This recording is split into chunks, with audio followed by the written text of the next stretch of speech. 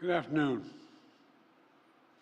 I've come here today to do what the Republicans in Congress refuse to do, take the necessary steps to secure our border. 4 months ago, after weeks of intense negotiation between my staff and Democrats and Republicans, we came to a clear bipartisan deal. It was the strongest border security agreement in decades. But then, Republicans in Congress, not all, but walked away from it. Why? Because Donald Trump told them to. He told the Republicans, it has been published widely by many of you, that he didn't want to fix the issue, he wanted to use it to attack me.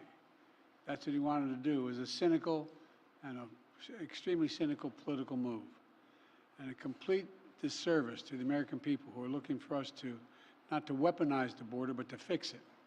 Today, I'm joined by a bipartisan group of governors, members of Congress, mayors, law enforcement officials, most of whom live and work along the southern border. They know the border is not a political issue to be weaponized. The responsibility we have to share to do something about it. They don't have time for the games played in Washington, and neither do the American people. So today, I'm moving past Republican obstruction and using the executive authorities available to me as president to do what I can on my own to address the border. Frankly, I would have preferred to address this issue through a bipartisan legislation, because that's the only way to actually get the kind of system we have now that's broken, fixed, to hire more Border Patrol agents, more asylum officers, more judges. But Republicans have left me no choice. Today, I'm announcing actions to bar migrants who cross our southern border unlawfully from receiving asylum. Migrants will be restricted from receiving asylum at our southern border unless they seek it after entering through an established lawful process. And those who seek to come to the United States legally, for example, by making an appointment and coming to a port of entry, asylum will still be available to them, still available. But if an individual chooses not to use our legal pathways, if they choose to come without permission and against the law, they'll be restricted from receiving asylum and staying in the United States. This action will help us to gain control of our border, restore order into the process. This ban will remain in place until the number of people trying to enter illegally is reduced to a level that our system can effectively manage. We'll carry out this order consistent with all our responsibilities under international law, every one of them. In addition to this action, we recently made important reforms in our asylum system, more efficient and more secure reforms. The goal is to deliver decisions on asylum as quickly as possible. The quicker decision means that a migrant is less likely to pay a criminal smuggler thousands of dollars to take him on a dangerous journey, knowing that if in fact they move in the wrong direction, they're returned around quickly. And 2 weeks ago, the Department of Justice started a new docket in the immigration courts to address cases where people who've recently crossed the border they make a decision within 6 months rather than 6 years, because that's what happens now. Additionally, the Department of Homeland Security has proposed new rules to allow federal law enforcement to more quickly remove asylum seekers that have criminal convictions and remove them from the United States. My administration has also recently launched new efforts to go after criminal networks that profit from smuggling migrants to our border, and incentivize people to give tips to law enforcement, provide information that brings smugglers to justice. We're also sending additional federal prosecutors to hotspots along the border and prosecute individuals who break our immigration laws. One other critical step that we will be taking, and that has made a huge difference. We continue to work closely with our Mexican neighbors instead of attacking Mexico, and it's worked.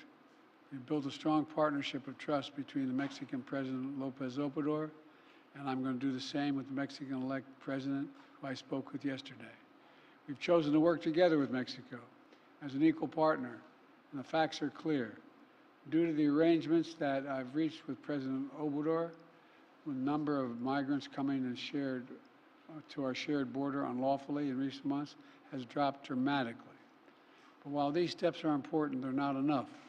To truly secure the border, we have to change our laws, and Congress needs to provide the necessary funding to hire 1,500 more border security agents.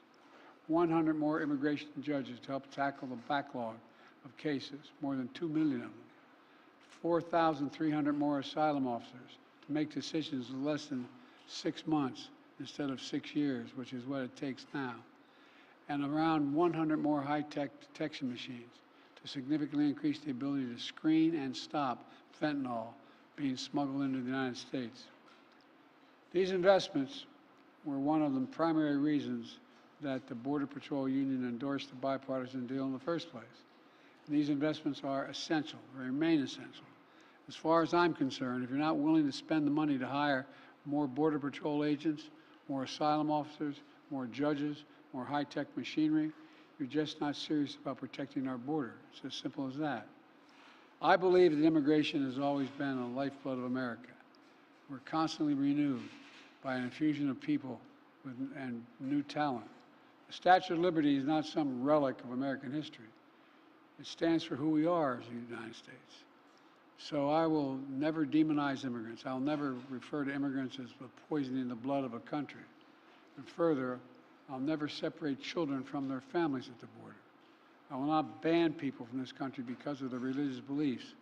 I will not use the U.S. military to go into neighborhoods all across the country to pull millions of people out of their homes and away from their families to put detention camps while awaiting deportation, as my predecessor says he will do if he occupies his office again. On my very first day as president, I introduced a comprehensive immigration reform plan to fix our broken system, secure our border, provide pathways for citizenship for dreamers, and a lot more. And I'm still fighting to get that done.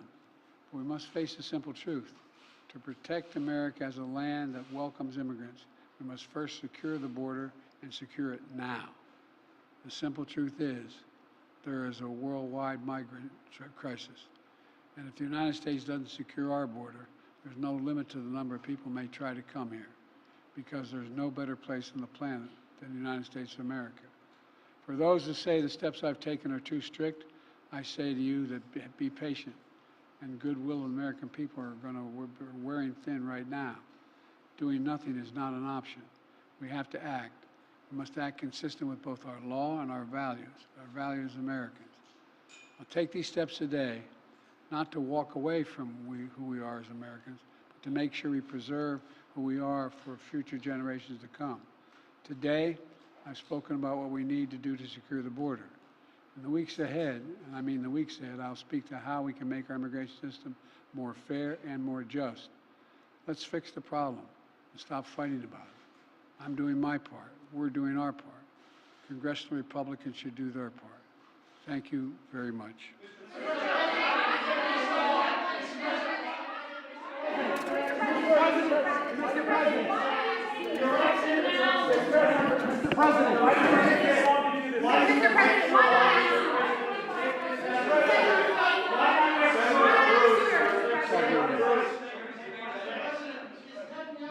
Politics with the war. What was that? I asked her, is Prime Minister Netanyahu playing politics with the war? I don't think so. He's trying to work out a serious problem he has. Thank you.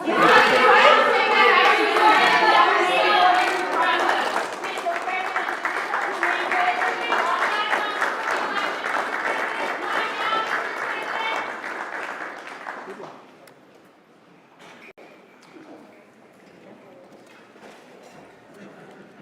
Try to keep it short. Not much room for nuance.